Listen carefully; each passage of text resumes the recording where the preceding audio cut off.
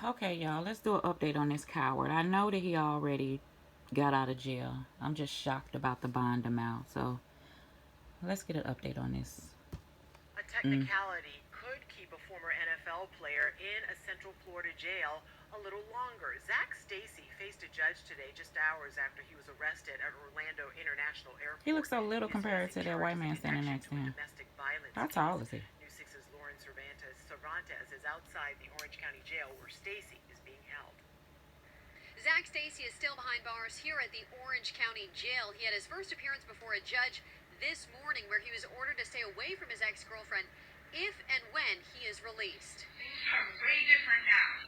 Kristin Evans, ex-girlfriend of former NFL player Zac Stacy, posted this video that's gone viral to her Twitter page. Evans deciding to tell her story, sharing her outrage on social media, and advocating for domestic violence survivors. Things are way different now.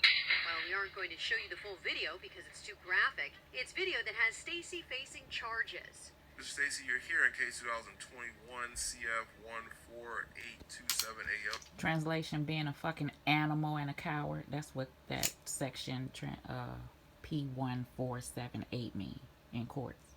On charges of aggravated battery, causing great bodily harm, and felony criminal mischief. Stacy went before an Orange County judge this morning where his bond was set at $10,150. Wow. Oakland police say Stacy was arrested at Orlando International Airport after flying in from Tennessee. Investigators believe this home surveillance video, recorded on November 13th, shows Stacy hitting Evans, throwing her twice. Oh, wait, let me read this because I didn't want to see the video. During my investigation, I observed the video that was recorded by the victim's surveillance system, and y'all still gave this man a $10,000 bond. I don't fucking think so. That was at least $100,000 worth of ass whooping that he gave that woman, and I can't fucking believe that he got out on $10,000. You know what? That probably is what it was on 10%. He shouldn't get 10% of nothing. I observed Stacy strike the victim twice to the back of her head with the first strike with an unknown object in his hand. The second strike was with a closed fist to the back of the head with such force, knocking the victim to the floor. Stacy then picked up the victim like a rag doll and threw her into... This is making me mad reading it. He threw her into a 65-inch, but why would you give him $10,000 bond on this shit? Into a 65-inch television. By the child being there, up at $1 million, because you did this shit in front of a child. As a result, the victim struck the television, fell to the floor, and the television fell on top of her, causing injury. While the victim was on the floor, Stacy approached her in a threatening manner with his fist clenched, and she balled up. I'm trying to read through the phone. And she balled up in a defensive manner. He went back to the couch and grabbed an object in his right hand. He walked back to, I don't know what that is, that's blacked out, blank, while she was, oh, that's her name. He walked back to her while she was still on the floor and threw an object, this is a fucking animal, at her, which struck her in the front of her head. While she was still on the floor pleading with him to stop, he picked her up and body slammed her down on to the baby's walker, causing the object to break when she fell. That's inside documents. And they gave this man a $10,000 bond. Sorry, $10,150. I'm going to tell you a story right quick. When I was married with my ex-husband, he didn't hit me.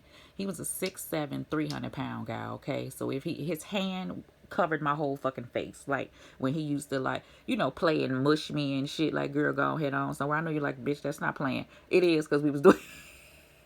we were doing it in a mean manner, but like he'll rub his hand across my face or, you know, put his hand on my face. And I used to think then, because my daughter father, who I used to deal with years ago, that's who used to kick my ass and shit. And I used to think with my ex-husband, if you hit me one time, I'm fucking out of here, because he was fucking humongous, right? This guy here is way smaller, but his girlfriend is small, and he slung her the fuck around. So what I'm saying is, when I was getting ready to get a divorce, it put me in the mindset of her. Her video triggered me to the point I couldn't even watch the motherfucker. So I'm just seeing clips, but I won't watch it in full for anything. When she told him things are different now, we think in our mind, we can just logically tell a motherfucker, it's over, you know? And then logical people can take that. No. This triggered me because I have been kidnapped. I have been choked till I passed out. I have been held against my motherfucking will. I have been held at motherfucking gunpoint. This is from different men. So I understand the severity of shit. And people need to recognize, by the grace of God, I woke up from being choked till I was passed out and the motherfucker left me for dead. Pulled my body, drugged my body, and fucking left me, okay? And then kidnapped our daughter, okay? Shit is serious, okay? Serious. So I don't play games with shit like this. So if you a person out there that's getting your ass whooped, you better leave. Restraining order is not enough. I done got popped in my motherfucking face with a restraining order in hand. Like, you're not supposed to be here. Don't you see this restraining order? Bitch, give me that motherfucking restraint. And pop the fuck. So that piece of paper don't help. I need you to get you things such as a 38 or a 357 or something like that.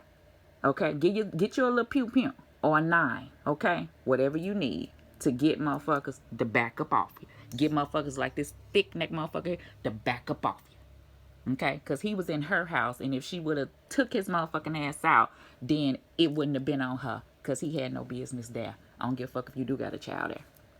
Okay, so with that being said, okay, I went with my husband. We got into it, the big guy. We was finna get ready to get a divorce. I thought stuff ain't working out. You don't see nothing in this and I don't see nothing in this. And I thought two people could sit down and just say, you know what, it ain't working and let's just go our own ways. You don't have to fight to go your own ways all the motherfucking time. It could just be that simple if two people just recognize that it just ain't fucking working. I was at that place ready to move on and he fucking wasn't. I went to Subway thinking that I already said, okay, in a month I'm going to move and that's just it. It's settled. I've said what I had to say and that's it. We agreed. We walked around the house being cordial because we knew what it was. So I thought. So we're sitting there. So I went to Subway and I bought him a foot-long sandwich. I'm still going to be nice to you because it just is what it is. I'm not mad. And I thought you wasn't either. I sat down in the living room. We're eating our sandwiches together and it was coming up time for us to part our ways. 2 weeks will be coming shortly, and it was only the last 2 weeks for I was gonna move, and he was going back to the state that where he came from because he wasn't from the state that we lived in, and which is Missouri. He was gonna go back to the state where he came from, and we were sitting there cordially, you know, eating a Subway sandwich, you know, and then that subject got brought up about us not being together, and I already said what I had to say, you know, and I felt like what she said, that's what brought me back. Like, I already said what I had to say, you know, and that's just what it is. And when you get into the mindset of that's what it is and you don't want to argue no more, a motherfucker who don't want to take that as, oh, you think you all that, you being motherfucker standoffish and shit like that, motherfucker, you think you better. No, motherfucker, we just sick and tired of being sick and tired, and ain't nobody got time to argue no more. Well, he took that as me being arrogant, and when he thought I was being arrogant, he took his whole Subway sandwich and bow, just threw the motherfucker at me. I'm like, I cannot believe you waste that good food like that. So I'm not going to argue or try to wrestle with no big ass 300 pound, 6'7" ass nigga, size 16 shoe, big ass hand that could knock me the fuck out. No, I didn't want to waste any of the good vegetables that fell off the sandwich. So the sandwich bowed, lettuce and tomatoes and shit hit me in my head, and mayo and shit smacked me all upside my face and shit, and boom, sandwich fell in my lap. I just calmly took the lettuce and tomatoes off my shirt and I ate them. Like, what the fuck you gonna waste this for? And I act like it didn't faze me. Mayonnaise and shit all slapped upside my motherfucking face. I'm not gonna react to get him all willy-nilly. That's all he waiting on me to do is act a fucking fool. So I eat the lettuce and tomato, and that sent him over the edge. Like, oh, bitch, you arrogant as fuck. What I'm saying, you not gonna move you? So he stood over me and hovered over me, okay? That was when I was like, okay, this is time for me to go to the police. We stayed down the block from the police station. I kindly got my ass up. I kindly walked out the door. praying that he on boing, yoing, yoing, yoing, yoing, yoing, me in the back of my motherfucking forehead. And I walked to the police station. And I said, hey, I'm married. And the police station was like the next street over, literally. I said, hey, I'm married, and my husband just did this to me. No, he didn't hit me, but I'm scared because he kind of getting agitated. He got all up in my motherfucking face, and he threw a sandwich at me, and I would like him to leave. Police was like, okay, well, he ain't hit you. He ain't do that. We can't do nothing. You're going to have to go back, and then if he hit you, then come back. I was like, okay, wait till he whoop my ass, and then come back. Okay, all right. If I could get out the house next time, if that's what you want me to do. Police do not give a fuck sometime, and I'm going to say this when it comes to domestic abuse. Domestic abuse is so fucked up that the person literally has to kick your ass and show bruises before anything is done. The thing is, I don't even know if that's correct anymore because we for sure saw he kicked her motherfucking ass, and yet he still got a chance to get out on a $10,000 bond. I don't think so. And at one point into a TV, all of it, according to the report, happening in front of 2 kids. One of those kids, the son of Evans and Stacy. My first reaction, one, being a survivor, was one of those moments of, been there. Yeah. One of those moments. But then at the same point in time, my second reaction was, it doesn't matter how long I've been doing the work, I'm still shocked when I see something that's happening between 2 people, especially when it is absolutely that violent. CEO of Harbor House, Michelle Sprazel, says their numbers are even higher than they were pre-pandemic. She tells News 6 they serve about 4,000 people a year just in their outreach program. She calls Evans brave for sharing her story. Right. She is incredibly brave because there are going to be people like me who are 100% behind her, and then there are going to be people who are criticizing her. And so, like, to know that and to put yourself out there to be an advocate, like, that's true advocacy. That was Lauren Cervantes reporting. In the last hour, Oakland police released 2 incident reports, one from August of this year, the other from September of this year. According to one of those reports, officers responded to a familiar disturbance. It says Stacy hit his ex-girlfriend in the face with a stack of mail. Now, what the fuck he keep picking up shit for? Call that number if something happens to you. The Domestic Violence Yes. Hotline. The number is right there on your screen. It's 800-799-7233. All right, so let's for 1 second. Hold on.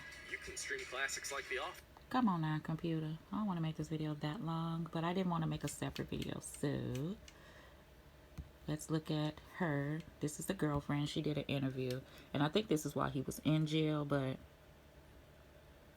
he need to go back. Zac Stacy, the former New York Jets running back, is on the run. Wanted. Oh, you lousy motherfucker. I didn't want to see that. Ex-girlfriend, as you see right behind us, who is also the mother of his infant son. That attack. And then you hover over her like you the shit, and you look like a fucking midget. Oh, I'm sorry. Stacy left the state right after this incident. I keep saying I'm not gonna cough, then I keep doing it. I can't help it. I think it's triggering me. It is. Oh fuck! I hate coward ass motherfuckers. I really do. And you hover over her like you did something. Ooh, if she would have kicked him in his fucking balls. Ooh. 55's Dave Puglisi joins us live right now. And Dave, you spoke to Stacy's ex-girlfriend in an exclusive interview, and she's still very shaken up by all of this. And she's nervous and she's scared, and rightfully so. I bet. She Shit. was packing up her things in order to get to a safe place. She tells me that she's scared that Stacy might be coming back. Yeah. This was just the last straw, I would say. I really, truly feel that if it continues, he will kill me. He is hitting her so fucking hard. Oh, shit. I cannot. No. I'm sorry. I'm sorry, y'all. Because I ain't never watched it. I cannot do it. Go watch it. Go watch the video. We gonna end it there because I have not watched it in it. I can't. Love.